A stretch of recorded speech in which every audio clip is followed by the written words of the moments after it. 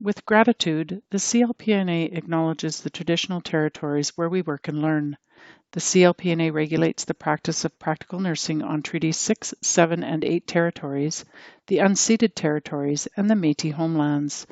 We respect the histories, languages, and cultures of First Nations, Métis, Inuit, and all First Peoples of what is now known as Canada, whose presence continues to enrich our community and whose ancestors have taken care of the land for centuries.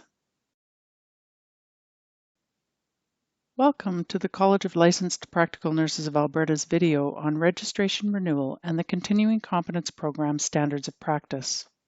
This video will assist LPNs in completing the registration renewal process with the College of Licensed Practical Nurses of Alberta, or CLPNA. We'll go through the renewal form question by question and support you in completing the Continuing Competence Program requirements when referencing the Standards of Practice. Registration renewal opens for LPNs in early September and closes on November 30th. Renew by October 31st to pay the lowest fee. As a reminder, LPNs are required to complete the CLPNA learning module, Protecting Patients from Sexual Abuse and Sexual Misconduct, prior to renewing their registration this year. This module is completed through the CLPNA's Learning Management System, which can be accessed through your MyCLPNA account. In order to prepare for renewal, make sure you have your email address and password to log in to MyCLPNA. Keep your current practice hours and employer information from the previous year handy. You'll need to consider the learning that you completed in the past year and think about the learning you want to do in the coming year. Also, make sure you have your payment information available. To access your account, go to myclpna.com. In order to log in, you'll need your username, which is your email address, and your password. You may also be asked to verify your information through a two-step verification. If you have to verify this information, you'll get an email with a code sent directly to your email address. Enter the code when prompted. Once you're logged in, you'll see your homepage. There will be a Renew button under the Complete My Renewal heading. Clicking this button will launch the registration renewal form. If you're not planning on working as an LPN in Alberta after November, you can choose to cancel your registration. The renewal process has several sections. If you need to leave the web page for any reason, you can always go back to the registration renewal form through your home screen. At the very top, you should see a heading that says Complete Form. Underneath this, you can click Update to start the form where you left off. The first step of registration renewal is to review and update your profile. Note that the My Profile section has 2 pages. Start by reviewing your demographic information, including your legal name, current address, contact information, and education. If you need to make a change to your legal name or your address, you can click on the Add button and make the changes to your profile. Note that name changes require ID verification. Under the Good Standing Declaration heading, you're required to let the CLPNA know if you're registered as a health professional anywhere other than with the CLPNA. If you are, answer yes and fill out the boxes that appear. Once you've verified that your profile information is correct, read the text under Profile Update Declaration and click the box to acknowledge. Then click the blue Page 2 button to continue. As part of your renewal, you'll need to obtain and pay for professional liability insurance. If you are planning on purchasing insurance through Lloyd's SAD, click Yes and then click the button that appears. You'll then be taken through the Lloyd's SAD insurance process. When you're finished, a copy of your proof of insurance will be provided directly to the CLPNA.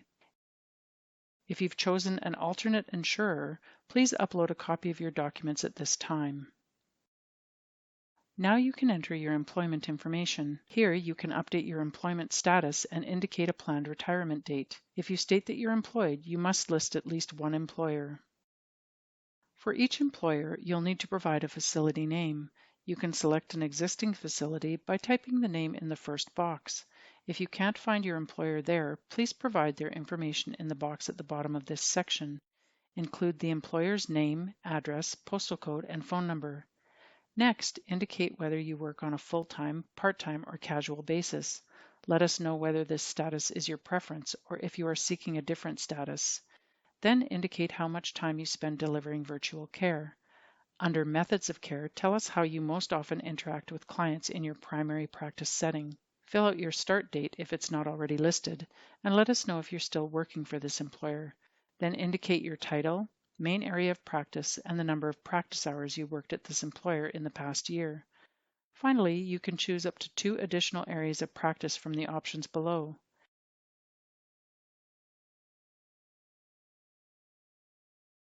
If you work for more than one employer, please repeat these steps. If you need to add an additional employer, click the blue Add button. Once you're finished, click the Next button to move on to your continuing competence goals. During your registration renewal, you'll report on what you learned this year as well as what you plan to learn in the next year. First, you'll need to provide information on the continuing competence goals that you completed or will complete by the end of November. These goals may be the same as the ones you indicated at renewal last year, or they may have changed. We recommend reporting on 3 goals, with 2 goals being the minimum. Your learning plans need to connect to one of the standards in the Standards of Practice for LPNs in Canada. These 4 standards each have multiple indicators underneath. You'll need to be able to describe a connection between the learning you completed and the standard and indicator that you selected. Note that there is not a single right answer in this case. The standards are broad concepts, and the learning that you select may fit under more than one standard. What is important is that you are able to explain how your learning relates to the standard and indicator that you selected. If you aren't sure which standard to pick, you can take this opportunity to review the standards of practice. Note that the standards and indicators are abbreviated in the registration renewal form for technical reasons. To complete your previous year's learning plan, provide the name of the learning activity and answer the questions.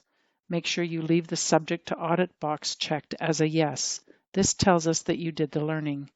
You can click the blue Add button at the top to include additional learning. When you're finished entering your learning, read the text under the Learning Plan Declaration heading and check the box to acknowledge.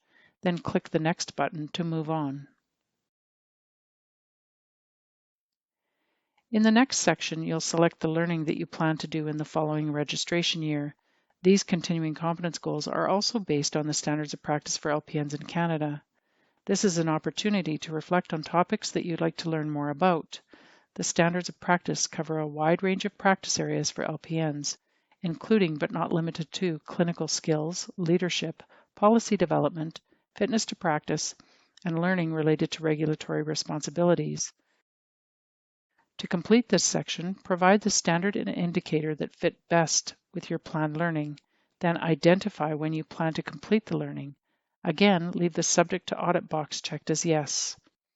Remember that you can change your learning goals up until the time you submit your renewal for the next registration year. Complete the form for your continuing competence goals and then read the text under the Learning Plan Declaration heading. Check the box to acknowledge and then click the Next button. In the final section of the registration renewal form, you'll need to review and answer all of the declarations under the Personal Declaration heading.